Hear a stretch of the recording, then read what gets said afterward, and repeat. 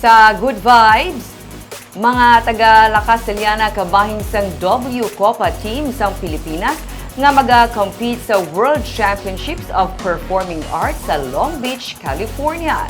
Ma-report si Romeo Subaldo.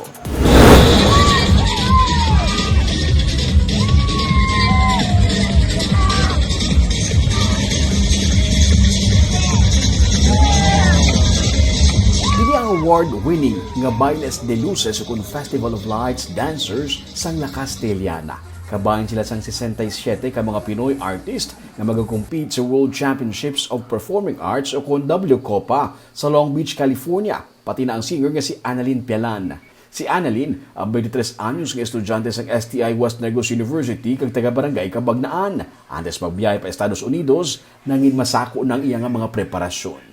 My preparations are syempre practice every day and finding funds. Magakumpit man liwat ang Bailes de Luces ang Banwa nga nakakuha na sa pila ka mga medalya sa pila ka mga kompetisyon sa nagkaninlaing nga mga pungsod.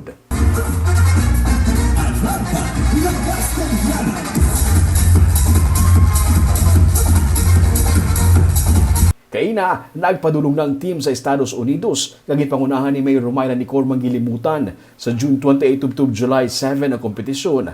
Ang mga singers, dancers, instrumentalists, actors ug models gikan sa 10 ka mga pungsod ang magakompete sa sini nga yearly competition.